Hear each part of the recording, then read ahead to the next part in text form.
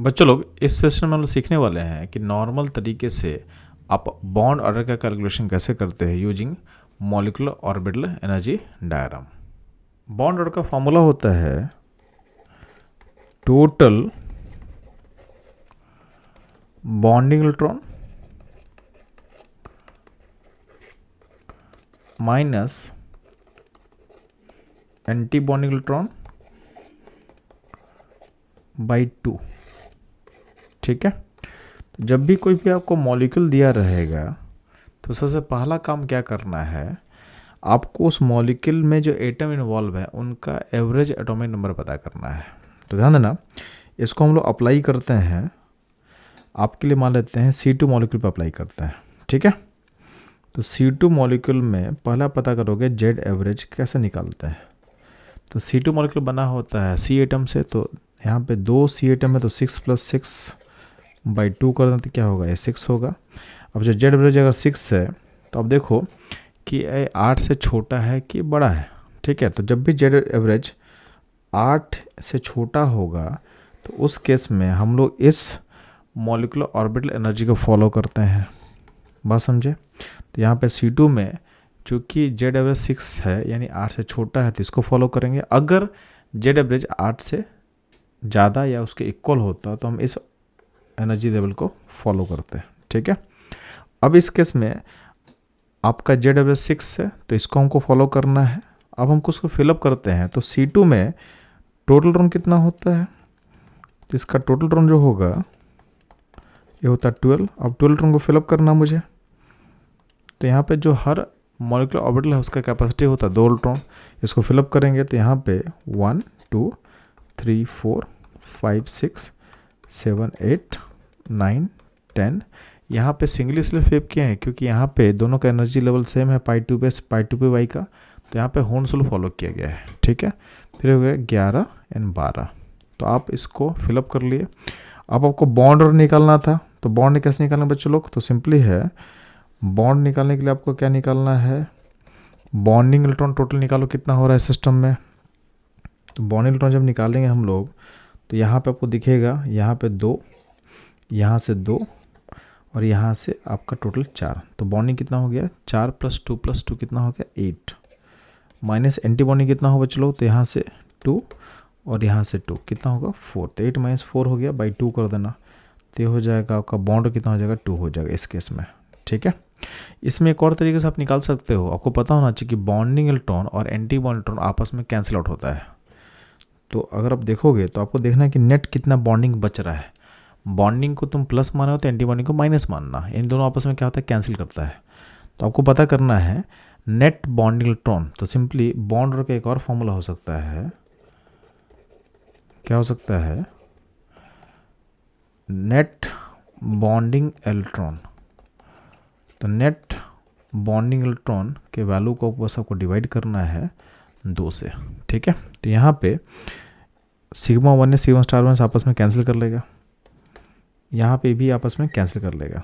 तो net bonding बस यहाँ से आ रहा है, कितना आ रहा है 4 आ रहा है, तो उसको डिवाइड करेंगे कितना 2 से, तो 4/2 2 क्या होगा, ये होगा 2। तो यहाँ से आपका बॉन्ड 2 निकल के आ रहा है। ठीक है, तो ये था इसका एप्लीकेशन C2 मॉलिक्यूल के लिए। नेक्स्ट मूव करते हैं, इसको अप्लाई करते हैं हम लोग N2 पे। तो पहला क्या काम करेंगे, N2 मॉलिक्यूल में जो एटम इन्वॉल्व है यानी नाइट्रोजन एटम इन्वॉल्व है उसका पहले आप जेड एवरेज निकालोगे।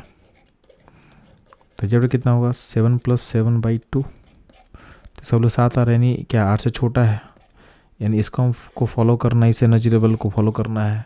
और N2 में टोटल कितना होता है 14, इसको फिलअप करना है। तो फिलअप कर लेते हैं 14 को हम लोग। तो यहाँ पे 1 2 3 4 5 6 7 8 9 10 11 12 13 14। तो आपका बॉन्ड ऑर्डर कैसे निकलेगा, तो टोटल बॉन्ड इलेक्ट्रॉन निकालो। तो बॉन्डिंग आपको कहाँ कहाँ दिख रहा है बच्चों लोग, बॉन्डिंग आपको यहाँ दिखेगा, यहाँ दिखेगा, यहाँ दोनों दिखने वाला है और फिर यहाँ दिखेगा। तो आपका बॉन्डिंग इलेक्ट्रॉन कितना हो गया 10, माइनस एंटी बॉन्डिंग के कहाँ दिखे बच्चों, तो एंटी बॉन्डिंग आपको यहाँ दिखा सिग्मा 1s स्टार यहाँ पे, और यहाँ दिखेगा आपको, तो क्या दिखेगा 4, तो -4/2 कर लो तो ये हो जाएगा 3। तो N2 का बॉन्ड क्या हो गया, 3 हो गया। इसको अगर आप ऐसे निकालते हो कि नेट बॉन्डिंग इलेक्ट्रॉन कितना आपको दिख रहा है, तो नेट बॉन्डिंग के फॉर्मूले पर अगर हम चलते हैं तो उस केस में क्या होगा, ए नेट हो जाएगा 0, यहाँ भी नेट 0 हो जाएगा। तो बस यहाँ से बस बचेगा, तो ये जो पूरा आपको बच रहा है ये हो जाएगा नेट बॉन्डिंग।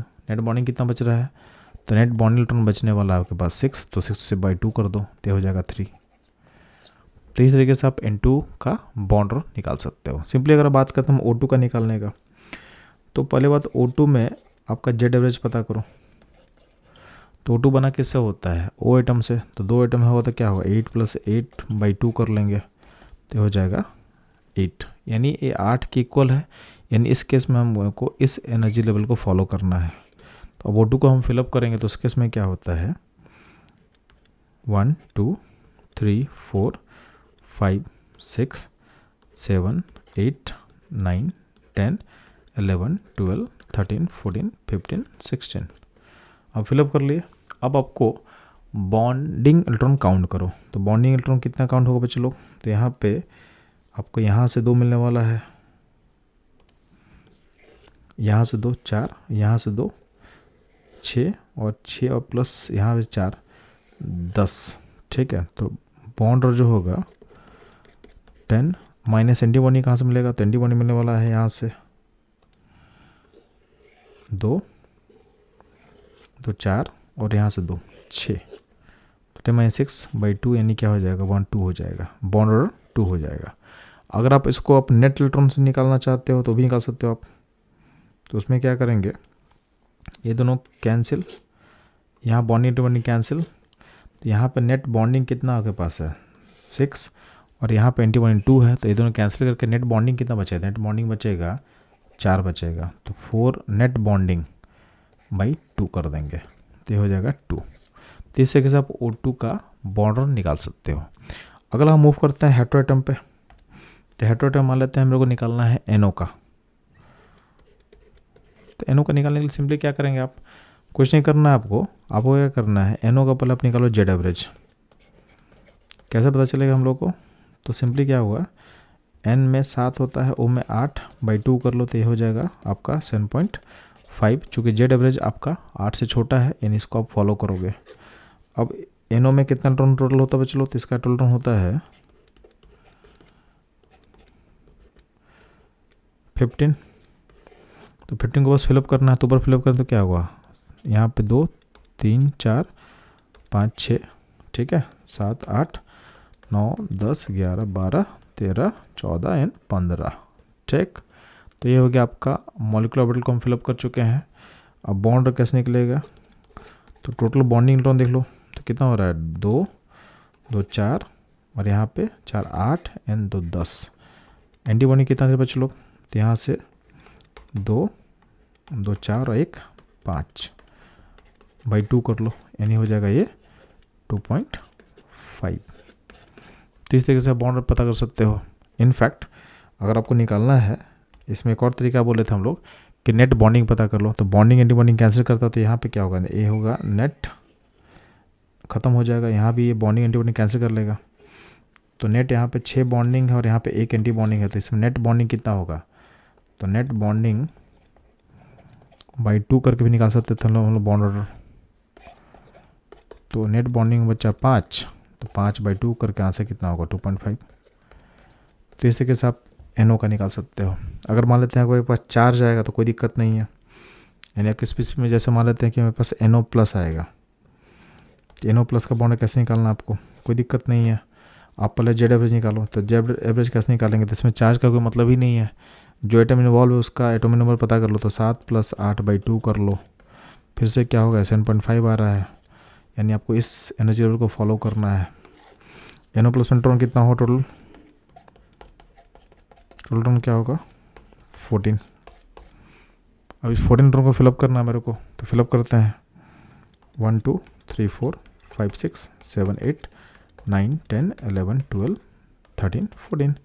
अब बॉन्ड निकालने में सिंपली क्या होगा, तो आपको बॉन्डिंग कितना आएगा 10 माइनस एंटीबॉडी कितना आ रहा है 4 बाई 2 कर लो, तो क्या होगा इसका आंसर 3 आ जाएगा, ठीक है। और अगर आप नेट टोटल बॉन्डिंग का बात करते हो तो यहाँ पे ये दोनों नेट खत्म हो रहा है, यहाँ पे दोनों कैंसिल आउट करेगा, तो नेट बॉन्डिंग कितना हो रहा है 6, तो नेट बॉन्डिंग 6 है, तो 6/2 करके भी आप बॉन्ड निकाल सकते थे। इसका आंसर क्या होगा, इसका आंसर 3 आएगा। ठीक है, तो चार्ज हो चार्ज नहीं हो, सिंपल तरीके से आपको बॉन्ड निकालना मैं सिखा दे रहा हूँ। अब ध्यान देंगे, एक और केस देख लेते हैं। जैसे मान लेते हैं कि O2 माइनस, तो O2 माइनस में क्या करना, कुछ नहीं करना, बस आपको जेड एवरेज पता करना है। तो O2 माइनस में माइनस को भूल जाओ, अल्टीमेटली मेरे को जेड के लिए बस प्रोटॉन का नंबर चाहिए, तो उसे कोई चार्ज से कोई मतलब तो है नहीं।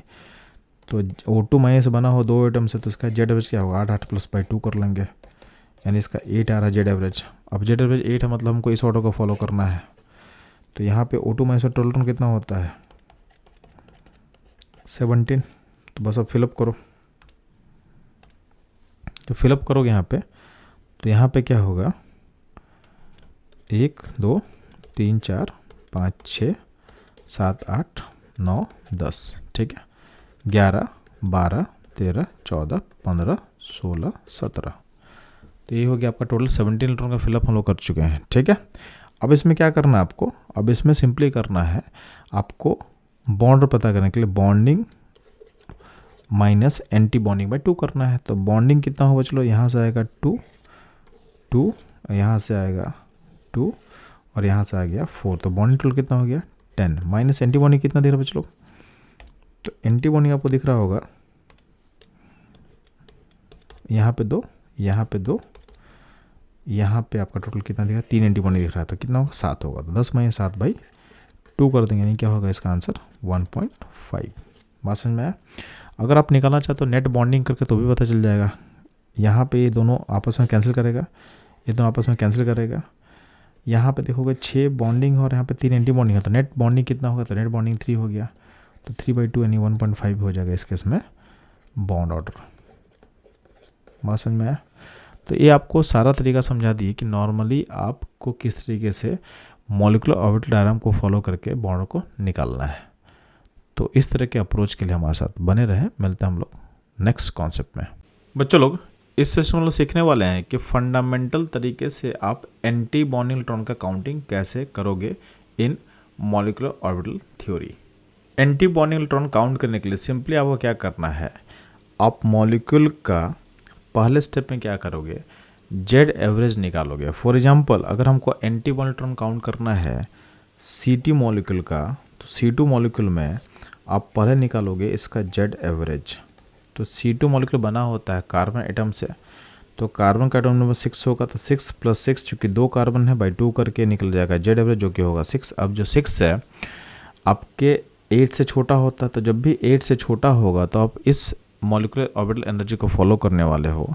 अब सिंपली क्या करना, इसमें आपको इलेक्ट्रॉन फिलअप करना है। तो इलेक्ट्रॉन जो फिलअप करोगे तो यहाँ पे C2 में कितना इलेक्ट्रॉन होता है, तो इलेक्ट्रॉन होता है टोटल 12, तो 12 को फिलअप करना है यहाँ पे। तो 1 2 3 4 5 6 7 8 9 10 11 12, ठीक है। अब फिलअप करने के बाद जो भी electron anti bonding electron orbital में गया हुआ है उसको काउंट कर लो। तो यहाँ पे 2 और यहाँ से 2, तो हो गया 4, यानी C2 मॉलिक्यूल में टोटल एंटी बॉन्डिंग इलेक्ट्रॉन कितना होगा, तो ये हो जाएगा आपके पास 4। सिमिलरली अगर हमको काउंट करना है O2 माइनस में कितना एंटी बॉन्डिंग इलेक्ट्रॉन होगा, तो फर्स्ट स्टेप क्या करना है, आपको पता करना है जेड एवरेज। तो जो को O2 में चार्ज को भूल जाओ, O2 बना किससे होता है 2 एटम से, तो यहाँ चार्ज पे कोई मतलब ही नहीं है कि जेड एवरेज में को निकालना होता है प्रोटॉन। तो एटम जो भी रहेगा चार्ज को भूल जाओ, बस आपको पता करना है कि एटम कौन सा है। तो एटम यहाँ पे O है, तो 2 एटम का एवरेज वैल्यू क्या होगा, तो 8 + 8/2 कर लो, तो क्या होगा 8 आएगा, ठीक। तो जेड एवरेज जब भी क्या होगा 8 से छोटा होता तो इसको फॉलो करते, ऊपर वाले ऑर्बिटल को फॉलो करेंगे, और अगर 8 या 8 से बड़ा होता तो नीचे वाले को फॉलो करेंगे। तो इस केस में चूँकि जेड आपका 8 आ रहा है, तो इस केस में इस एनर्जी ऑर्डर को हम फॉलो करने वाले हैं। अब O2 माइनस में इलेक्ट्रॉन कितना होगा 17, अब इसको फिलअप करना आपको, तो यहाँ 1 2 3 4 5 6 7 8 9 10 11 12 13 14 15 16 17। अब ध्यान देंगे आपके पास एंटी बॉन्डिंग ऑर्बिटल में कितना इलेक्ट्रॉन हो, काउंट कर लो आप यहाँ पे। तो यहाँ से 2, यहाँ से 2, ठीक है, और यहाँ से 3 आएगा। तो टोटल कितना एंटी बॉन्डिंग आपको दिख रहा है? 7। तो टोटल एंटी बॉन्ड इलेक्ट्रॉन इसमें होने वाला है 7।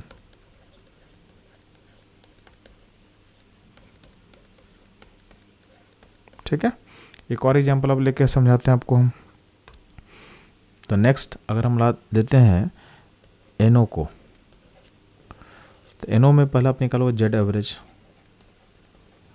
तो N का एटॉमिक नंबर होता है 7, O का होता है 8/2 कर लो तो ये हो जाएगा 7.5। ठीक, अब क्या करेंगे, ये वैल्यू जो है जेड एवरेज 8 से छोटा आ रहा है, मतलब हम इस एनर्जी ऑर्डर को फॉलो करने वाले हैं। ठीक है, अब NO में कितना इलेक्ट्रॉन होता है? तो टोटल इलेक्ट्रॉन इसका होता है 15। इसको आपको फिलअप करना है।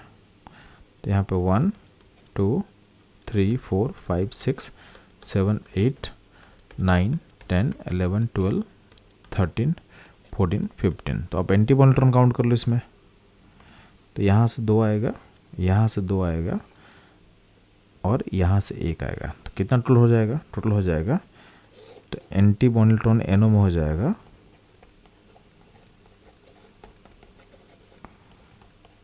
ये हो जाएगा आपके पास 5।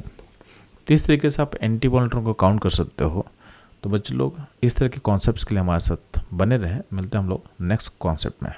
बच्चों लोग इस सेशन में आप सीखोगे कि फंडामेंटल अप्रोच यूज करके आप कैसे पता करोगे कि मॉलिक्यूल पैरामैटिक है कि डायमैटिक है in molecular orbital theory. Paramagnetic, diamagnetic and number of unpaired electron पहचानने के लिए सिंपली क्या करना है, आपको मॉलिक्यूल का टोटल इलेक्ट्रॉन काउंट करना है और मॉलिक्यूल का जेड एवरेज पता करना है। फॉर एग्जांपल अगर हमारे पास मॉलिक्यूल होगा, मान लेते हैं C2, तो C2 मॉलिक्यूल का जो जेड एवरेज होगा, जेड एवरेज निकल के आ जाएगा बच्चों लोग कितना, तो जेड बना हुआ कार्बन से बना हुआ C2, तो यहाँ पे क्या होगा 6 + 6, चूँकि 2 कार्बन है, बाई 2 कर लोगे तो होगा जेड एवरेज मॉलिक्यूल के एटम का, तो हो जाएगा 6। अगर जेड एवरेज का वैल्यू अगर 8 से छोटा आता तो हमको इसको फॉलो करना है, और जेड एवरेज के वैल्यू अगर 8 से बड़ा या 8 के इक्वल होता तो हमको इसको एनर्जी को फॉलो करना होता। तो चूँकि इस केस में जेड एवरेज क्या हो रहा है 6 आ रहा है, जो कि 8 से छोटा, तो हम इसको फॉलो करेंगे।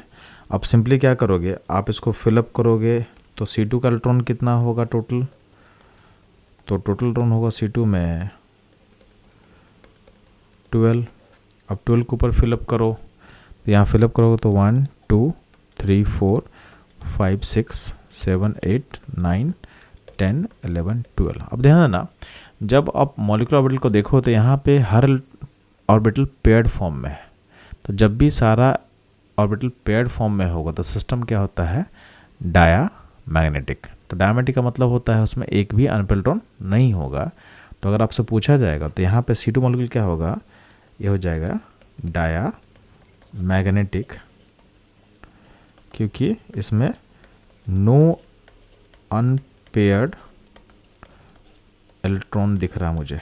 ठीक है, तो आपको मॉलिक्यूलर ऑर्बिटल को फिलअप करना है और देखना है कि उसमें अनपेयर्ड है कि पेयर्ड है। तो जब भी अनपेयर्ड नहीं होगा तो क्या होगा, डायमैग्नेटिक होगा। ठीक है, नेक्स्ट ध्यान देना, हम मूव करते हैं।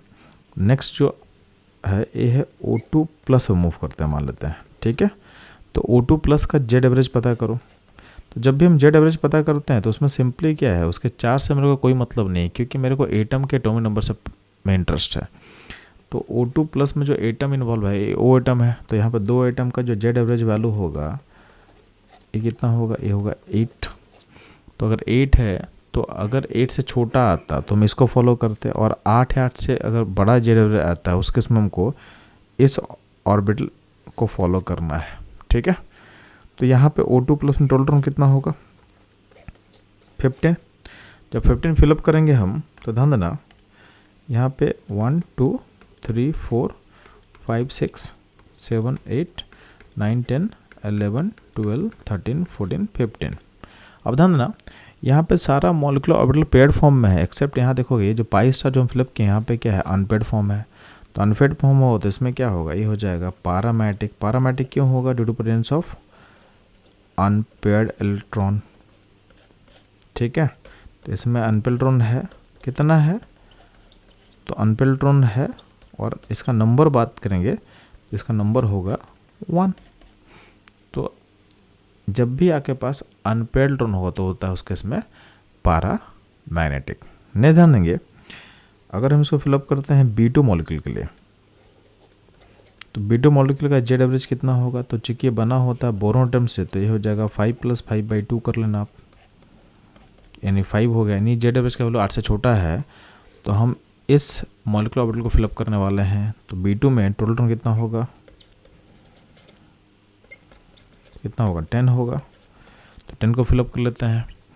तो यहाँ पे 1 2 3 4 5 6 7 8। अब चूंकि ये π2px π2py का एनर्जी सेम होता है, तो यहाँ पे हुन्स लॉ फॉलो करते हैं, हमको इसको पहले सिंगली फिलअप करना होता है। तो 8 के बाद क्या होगा, ये होगा 9, ये होगा 10। तो आप देखोगे इस पॉइंट पे आपके पास 2 अनपेयर्ड इलेक्ट्रॉन है। तो आपसे पूछा जाएगा तो क्या होगा, B2 क्या होगा, B2 हो जाएगा पारा मैग्नेटिक, और इसमें अनपेयर्ड इलेक्ट्रॉन कितना होगा, तो अनपेयर्ड इलेक्ट्रॉन का नंबर क्या हो जाएगा, 2 हो जाएगा, ठीक है। नेक्स्ट एग्जांपल मूव करते हैं हम लोग O2 पे। तो O2 का जो जेड एवरेज कितना होगा बच्चों लोग, तो इसका जेड एवरेज हो जाएगा 8 + 8/2, यानी क्या हो जाएगा, 8 हो जाएगा, ठीक है। यानी हमको इस एनर्जी को फॉलो करना है ऑर्बिटल का। अब O2 में टोटल इलेक्ट्रॉन कितना होता है, 16। अब इसको फिलअप करना आपको, तो फिलअप करोगे तो ध्यान देंगे यहाँ पे 1 2 3 4 5 6 7 8 9 10 11 12 13 14 15 16। तो ध्यान देना आपका जो π2px एंड π2py है, वहाँ पे चूँकि इनका एनर्जी सेम था, तो यहाँ पे हुन्स लॉ फॉलो करते हैं हम लोग को, दोनों को सिंगली फिलअप करना पड़ा। तो यहाँ पे आपके पास 2 अनपेयर्ड इलेक्ट्रॉन दिख रहा है। तो 2 अनपेयर्ड अगर आपको दिखेगा, तो इस केस में सिस्टम क्या हो जाएगा, पारा मैग्नेटिक, ठीक है। पारा मैग्नेटिक विथ अनपेयर्ड इलेक्ट्रॉन का नंबर क्या होगा, 2 हो जाएगा। तो इस तरीके से आप अनपेयर्ड इलेक्ट्रॉन और पेयर्ड इलेक्ट्रॉन काउंट कर सकते हो। जब भी अनपेयर्ड इलेक्ट्रॉन होगा तो सिस्टम क्या होता है, पारामैग्नेटिक, और जब भी आपका अनपेयर्ड इलेक्ट्रॉन नहीं होगा, सारा पेयर्ड फॉर्म में होगा, तो सिस्टम होता है डायमैग्नेटिक। तो ये था इसका कॉन्सेप्ट। नेक्स्ट हम लोग मिलते हैं अगले कॉन्सेप्ट में। बच्चों लोग, इस सेशन में हम लोग सीखने वाले हैं कि आप होमो एंड लूमो कैसे फाइंड करेंगे using fundamental approach in molecular orbital theory. HOMO का मतलब होता है highest occupied molecular orbital and LUMO का मतलब होता है लोएस्ट अनऑक्यूपाइड मॉलिक्यूलर ऑर्बिटल। अगर आपको किसी मॉलिक्यूल का होमो यानी हाईएस्ट ऑक्यूपाइड मॉलिक्यूलर ऑर्बिटल का लेवल पता करना है, या फिर लूमो यानी लोएस्ट अनऑक्यूपाइड मॉलिक्यूलर ऑर्बिटल का लेवल पता करना है, तो सिंपली आपको क्या करना है, उस मॉलिक्यूल का जेड एवरेज निकालना है।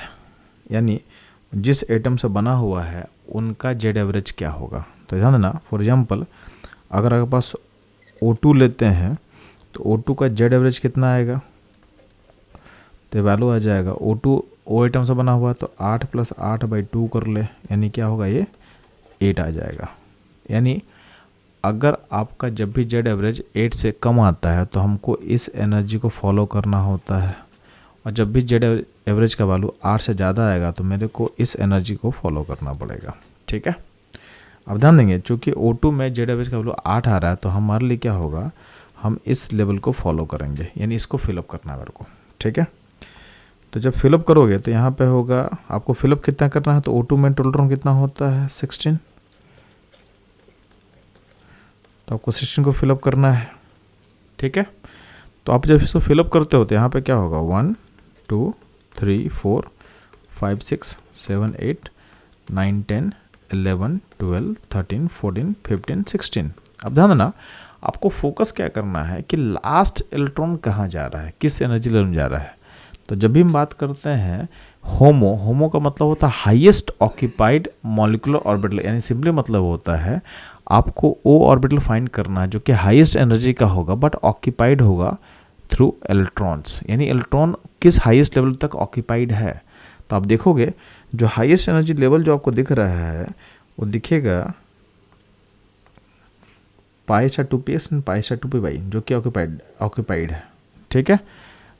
तो ये लेवल हमारा ऑक्यूपाइड हो चुका है, तो चूंकि दोनों का एनर्जी सेम है तो इसको हम सेम एनर्जी लेवल बोलते हैं, यानी π*2px एंड π*2py दोनों एक ही लेवल कहलाएगा और इसको हम बोलेंगे होमो, यानी ये मेरा होगा होमो हाईएस्ट ऑक्यूपाइड मॉलिक्यूलर ऑर्बिटल। और इस होमो के जस्ट अगला लेवल जस्ट एडजेसेंट लेवल जो कि अनऑक्यूपाइड होगा, होमो के जस्ट नियरेस्ट जो लेवल है जो कि अनऑक्यूपाइड होगा, जो कि खाली होगा, उसको बोलते हैं लूमो। यानी इस केस का लूमो कौन सा होगा, ये होगा σ*2pz लेवल।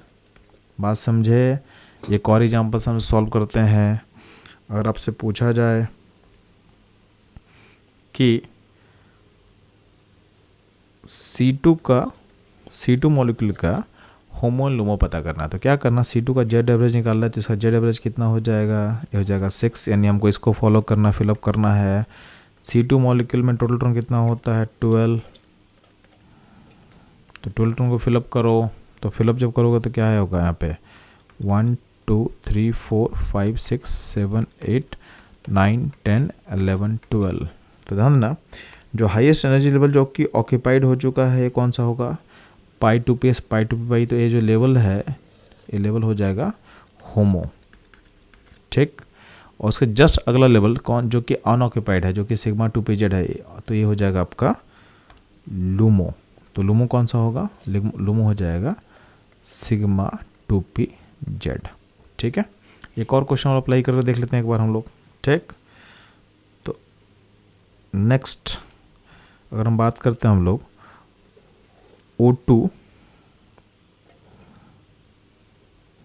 प्लस का होमो लूमो पता करना मेरे को, ध्यान देंगे O2 प्लस का जेड एवरेज कितना होगा, तो फिर से क्या होगा ये 8 + 8/2 यानी 8 ही रहेगा, यानी हमको अल्टीमेटली इस एनर्जी लेवल को फिलअप करना है। तो O2 प्लस में टोटल कितना होगा, तो टोटल होता है O2 प्लस का कितना होगा 15। तो 15 को जब फिलअप करेंगे यहाँ पे तो क्या 1 2 3 4 5 6 7 8 9 10, ठीक। फिर क्या होगा 11 12 13 14 15। तो आपको अल्टीमेटली आपका जो लास्ट इलेक्ट्रॉन गया है वो π* लेवल में चला गया है। अब यहाँ पे π2px हम फिलअप कर चुके हैं, बट π*2py का भी एनर्जी क्या सेम ही है, तो ये वहाँ भी फिलअप हो सकता था, यानी ये दोनों लेवल में से कोई फिलअप हो सकता था। यानी दोनों ऑर्बिटल में से दोनों का एनर्जी सेम है तो आप कोई फिलअप कर सकते थे। तो दोनों जो ऑर्बिटल है दोनों होमो कहलाएगा, यानी आप यहाँ पे π*2px को नहीं बोल सकते हो क्योंकि π*2py का एनर्जी भी क्या सेम ही था। तो सेम एनर्जी लेवल को हम बोलते हैं जब भी बात करते हैं होमो का, तो होमो का मतलब होता है एनर्जी लेवल, लूमो का मतलब होता है एनर्जी लेवल, वो ऑर्बिटल को रिप्रेजेंट नहीं करता है। तो सेम एनर्जी लेवल में जितने भी ऑर्बिटल होंगे सब होमो या तो सब लूमो हो सकता है, ठीक है। तो इस केस का जो होमो होगा ये हो जाएगा आपका होमो, यानी π*2px एंड π*2py दोनों मिलकर होमो कहलाएगा। और उसके जस्ट अगला लेवल जो कि खाली है σ*2pz हो जाएगा आपका लूमो। तो बच्चों इस तरीके से हम यूजिंग मॉलिक्यूलर थ्योरी हम किसी ही मॉलिक्यूल का होमो और लूमो का लेवल पता कर सकते हैं। तो ये था इस क्वेश्चन का कॉन्सेप्ट एंड एनालिसिस। मूव करते हैं हम लोग नेक्स्ट कॉन्सेप्ट पे। बच्चों लोग इस सेशन में आप सीखोगे कि आप सिग्मा बॉन्ड का नंबर एंड पाई बॉन्ड का नंबर कैसे फाइंड करते हो using fundamental approach in molecular orbital theory. जब भी आपको sigma bond and pi bond का नंबर पता करना किसी भी मॉलिक्यूल का यूजिंग मॉलिक्यूलर ऑर्बिटल थ्योरी, तो सिंपली आपको पता होना चाहिए कि बॉन्ड ऑर्डर का मतलब क्या होता है। इसका मतलब होता है bonding electron minus anti bond electron by 2। तो यहाँ पे बी मतलब जो मैं लिख रहा हूँ इसका मतलब होता है, यहाँ पे लिखना चाहता हूँ ये बॉन्डिंग इलेक्ट्रॉन को रिप्रेजेंट कर रहा है, और ए मतलब क्या होगा एंटी बॉन्डिंग इलेक्ट्रॉन, ठीक है। तो ये मिलता है आपको बॉन्ड ऑर्डर। अब बॉन्ड ऑर्डर का मतलब होता है बोल सकते हो number of bonds, number of bonds. अब ये जो बॉन्ड्स हम बना रहे हैं ये सिग्मा है कि पाई है, कैसा पता करें? तो सिंपली ध्यान देना, आपका जो ऑर्बिटल्स होता है तो उसमें होता है कुछ बॉन्डिंग और कुछ होता है एंटी बॉन्डिंग। तो आपको पता होना चाहिए जो बॉन्डिंग ऑर्बिटल्स होगा, तो बॉन्डिंग जो ऑर्बिटल्स है वो बॉन्ड फॉर्मेशन में कंट्रीब्यूट करता है। ठीक है, तो यहाँ से कंट्रीब्यूशन आएगा बॉन्ड फॉर्मेशन में, तो यहाँ से कंट्रीब्यूशन आएगा आपके बॉन्ड फॉर्मेशन में। तो आपको देखना है कि बॉन्डिंग और एंटी बॉन्डिंग में आपका बॉन्डिंग पे आपको फोकस करना है। तो बॉन्डिंग ऑर्बिटल भी दो टाइप का होता है, एक होता है सिग्मा टाइप का, एक होता है पाई टाइप का। तो अगर आपका कंट्रीब्यूशन बॉन्डिंग ऑर्बिटल के सिग्मा से आ रहा है तो ये आपको हेल्प करेगा सिग्मा बॉन्ड बनाने में। और अगर आपका कंट्रीब्यूशन बॉन्डिंग के पाई से आ रहा है, यानी पाई ऑर्बिटल से आ रहा है, पाई ऑर्बिटल से, तो आपको ये हेल्प करेगा पाई बॉन्ड के फॉर्मेशन में। बात समझ में आया? अब ध्यान देंगे, सिंपली है, हर दो बॉन्डिंग इलेक्ट्रॉन से एक बॉन्ड बनता है। तो ये आपको याद रखना चाहिए। इस फॉर्मूले को हम एक्सपैंड कर ले तो ऐसा सोच सकते हो कि बॉन्ड और इक्वल टू क्या होगा, bonding electron by 2 minus anti bonding by 2। इसका मतलब हर दो बॉन्डिंग इलेक्ट्रॉन से क्या बनता है, हर दो बॉन्डिंग इलेक्ट्रॉन से एक बॉन्ड बनेगा, क्योंकि बाई 2 भी तो यहाँ है। तो each bonding electron form half bond. तो हर बॉन्डिंग से आधा बॉन्ड बनेगा, और दो बॉन्डिंग इलेक्ट्रॉन अगर हम यूज करेंगे तो उसमें बनता है 1 बॉन्ड। बात समझे? अब इस कॉन्सेप्ट को हम अप्लाई करते हैं मॉलिक्यूल्स पे और पता करते हैं कि उसमें कितना सिग्मा और कितना पाई होगा। ध्यान देंगे, सबसे पहला हम लोग अप्लाई करते हैं इसको Li2 मॉलिक्यूल पे। तो Li2 मॉलिक्यूल में पहले आप पता कर लो जेड एवरेज। तो जेड एवरेज का वैल्यू कितना आएगा, तो 3 + 3/2 कर लो तो कितना होगा, 3 आएगा। चूँकि जेड एवरेज का वैल्यू 8 से छोटा आ रहा, मतलब हमको इस एनर्जी को फॉलो करना फिलअप के लिए। अब क्या करेंगे, Li2 में टोटल इलेक्ट्रॉन कितना होगा, 6 होगा, तो 6 को मुझे फिलअप करना है। यहाँ पे 1 2 3 4 5 6। अब ध्यान देना, अब देखोगे कि यहाँ पे देखोगे तो यहाँ पे नेट ए सिग्मा 1s और सिग्मा स्टार 1s आपस में क्या होगा, कैंसिल कर लेगा। तो अल्टीमेटली जो कंट्रीब्यूशन आ रहा है नेट बॉन्डिंग का, वो कहाँ से आ रहा है, सिग्मा 2s से। तो आपका बॉन्डिंग इलेक्ट्रॉन नेट कितना है, तो नेट बॉन्डिंग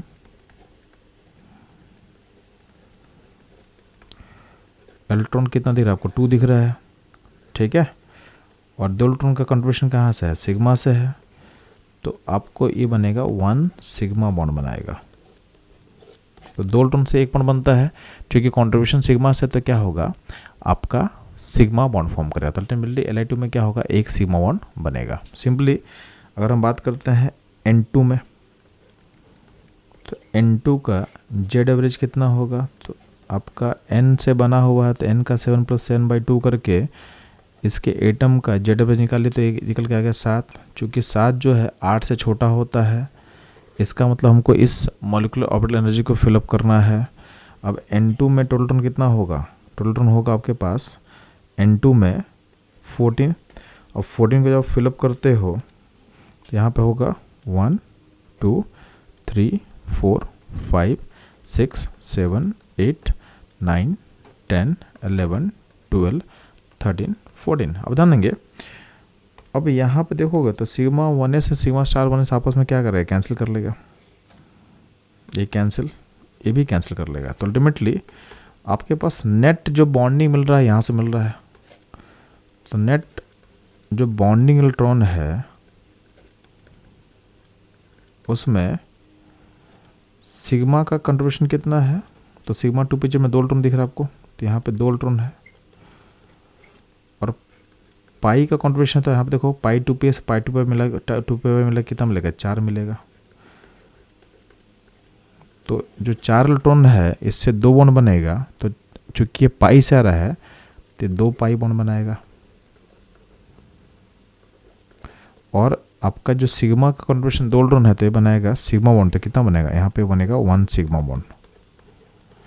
तो अल्टीमेटली N2 मॉलिक्यूल में का बॉन्ड ऑर्डर क्या है, 3 है, इन 3 बॉन्ड बनेगा, उसमें से सिग्मा क्या होगा, सिग्मा होगा 1 और पाई होगा, पाई बॉन्ड होगा 2।